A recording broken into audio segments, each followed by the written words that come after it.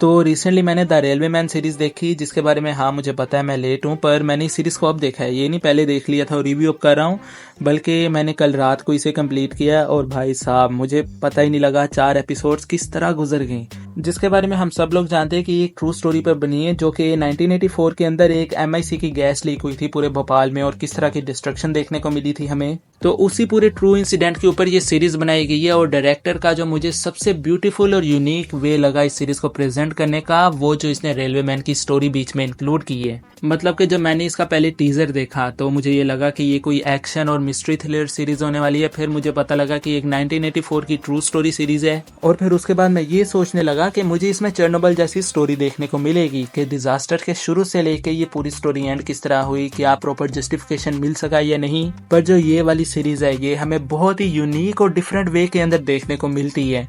जिसमें जो thrilling element एक से बढ़कर एक है। उसके बाद जो इस सीरीज की स्टोरी टेलिंग है वो तो भाई साहब क्या ही खूबसूरत है, क्योंकि जिस पॉइंट ऑफ व्यू से हमें ये सीरीज पूरे भोपाल इंसिडेंट को बताती है, रेलवे मैन के तौर पे कि एक स्टेशन से ये स्टोरी शुरू होती है भोपाल जंक्शन से, और वो जो भोपाल जंक्शन है वो 100 किलोमीटर की दूरी पर है उस फैक्ट्री से जहाँ से MI6 की गैस लीक हुई थी। और उसके बाद इस पूरे थ्रिलिंग एलिमेंट की जैसे शुरुआत की गई है, मतलब कि स्टोरी टेलिंग इस पूरी सीरीज की जिस तरह से चीजों को आपस में कनेक्ट करके रखा गया है कि सबसे पहले कैरेक्टर्स की इंट्रोडक्शन हो रही है। काफी सारे हमें कैरेक्टर्स इसमें देखने को मिलती हैं जिनको हम 4 साइडेड स्टोरी भी कहते हैं, जो कि आपस में आके एक ही जगह पर कनेक्ट होती हैं। और उससे भी इंटरेस्टिंग फैक्टर कि किस तरह हमें उसका साइड इफेक्ट देखने को मिलता है भोपाल इंसिडेंट का उन सारी स्टोरीज के ऊपर, जिसमें जो उन सारी स्टोरीज को कवर करने वाले एक्टर्स थे वो तो यार क्या ही टॉप नॉच परफॉर्मेंस दी है हर एक ने। किसी एक की तो मैं पर्सनली तारीफ नहीं करूंगा, क्योंकि सारे ही अपनी जगह पर बहुत ही जबरदस्त हमें काम करते हुए दिखाई देते हैं। जिसमें चाहे बात हो इरफान खान के बेटे बाबिल खान की जिसने इमाद का रोल किया है, और उसके बाद के मैनून की जिसने इफ्तिखार का रोल किया है। भाई क्या ही जबरदस्त चीजें हमें देखने को मिलती हैं।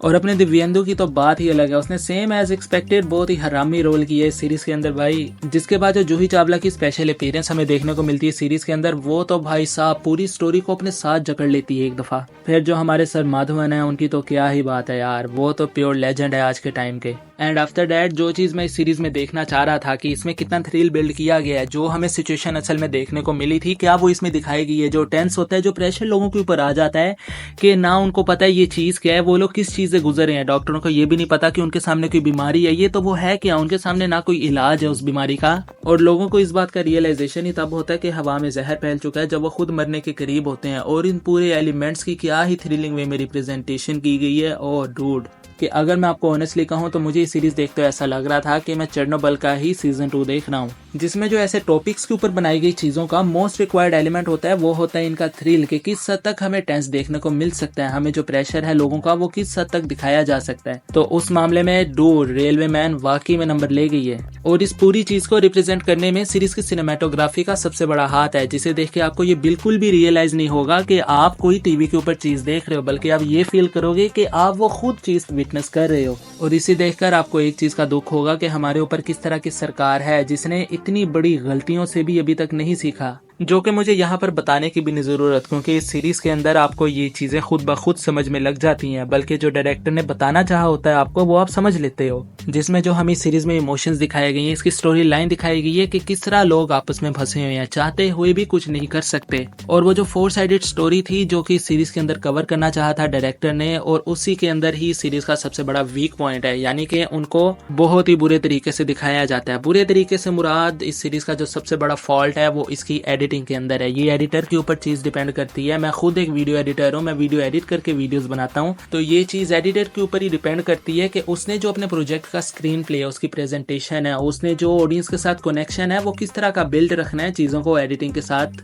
कि आप इस चीज से बहुत ही डिस्कनेक्टेड सा फील करते हो कि जहाँ पर एक सीन में बहुत ही हाई लेवल का टेंस बिल्ड किया गया है, बहुत ही जबरदस्त थ्रिल है, तो वहां पर ही फौरन सीन को कट कर दिया जाता है और किसी दूसरे सीन के ऊपर स्क्रीन को शिफ्ट कर दिया जाता है, और वो वाला सीन भी हमें बहुत ही थोड़े टाइम के लिए दिखाया जाता है, जहां से हमें तीसरा सीन शुरू होते देखने को मिलता है। पर ये वाला जो वीक एलिमेंट है ये हमें थर्ड और फोर्थ एपिसोड में फील होता है, पर जो पहले के 2 एपिसोड्स हैं वो तो भाई क्या परफेक्शन के साथ प्ले किए जाते हैं। और इसके बाद जो सबसे बड़ी कंप्लेन मुझे इस सीरीज से है वो इन्होंने हमें प्रॉपर कंक्लूजन नहीं बताया कि जो लोग इस पूरे इंसिडेंट के पीछे जिम्मेदार थे, जिनकी वजह से ये इंसिडेंट हमें देखने को मिला था, उन लोगों के साथ क्या हुआ है, उन लोगों को इंसाफ मिला, उन लोगों को सजा मिली है, तो ये पूरा एलिमेंट हमें नहीं दिखाया जाता। पर चलो जो भी हो, सीरीज आ गई है, सीरीज अच्छी है, आप एक दफा जरूर देखो, आपके लिए मस्ट वॉच है। मैंने इसे IMDb पे 10 में से 8 की रेटिंग दी है। और अगर आपने भी रेलवे मैन देखी है, आप मेरी वीडियो से एग्री करते हो, अपने थॉट्स अपने ओपिनियंस मुझे कमेंट से जरूर बताना है। Respect everyone. और इसी के साथ मैंने संजय लीला भंसाली की हीरा मंडी के ऊपर भी बात की और आपको ये बताया कि ये सीरीज फिक्शनलाइज कितनी है और रियलिटी से कितनी हद तक सिमिलर है, वो भी एक दफा जरूर चेकआउट कर लेना। और अगर आपको ये वीडियो पसंद आई हो, आप चैनल पे नए हो, तो यार सब्सक्राइब तो जरूर कर देना, मुझे आपकी सपोर्ट की काफी जरूरत है। मैं मिलूंगा तुमसे अपनी अगली वीडियो में किसी नए टॉपिक के ऊपर बात करते हुए। So till then be सिनेफेलिक।